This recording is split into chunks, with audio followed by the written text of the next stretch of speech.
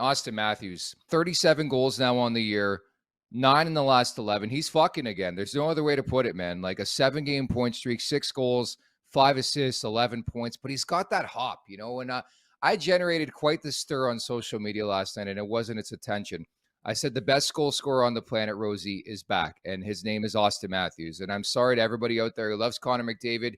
You don't just get pigeonholed into that conversation because you put together a season he's having. It's been incredible, but I want to see some longevity. So for my money, Auston Matthews still the best goal scorer on the planet, Rosie. Well, he's certainly up there. And I mean, you're going to get people's panties in a bunch Yep. because they assume you're saying he's better than Connor McDavid. But when you're Yeah. talking about goals, some people think that's the end all be all statistic of a hockey player. And well, that's the point of the game. There's a lot more going on. Does anyone think that Connor McDavid is not as good of a hockey player as Auston Matthews? I don't think so at all. But when you're talking about pure goal scoring ability, he's certainly up there. And we're back-to-back Rocket Richards, and he had a little bit of a slower start to the season and even mid-season, and we talked about it all year long. Hopefully he just turns it on at the right time, and that's exactly what he's doing right now. You look at that graph, it looks like just straight up in the right direction at this point in time. So it's good to see, and you can debate all day. I mean, you can talk about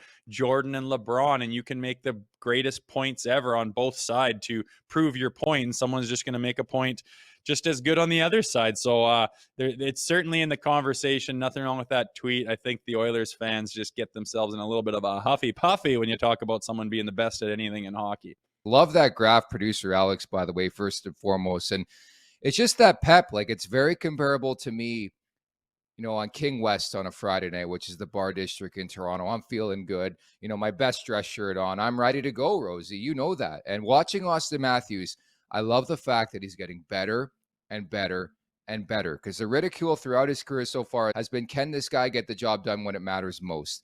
I like this whole narrative that he's pacing himself. He's been incredible. I thought he was fantastic again last night.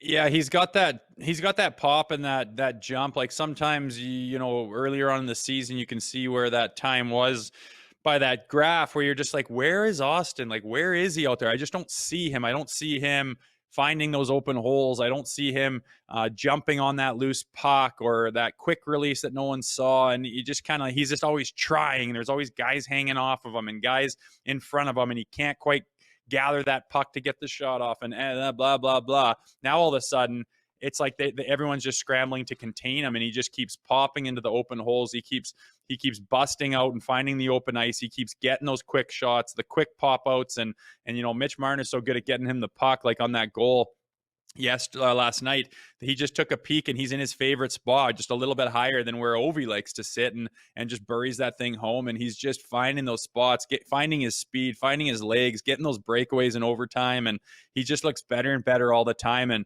obviously Leafs fans are just salivating as we go into the most important part of the season, that their best player is finding his best part of his game right now.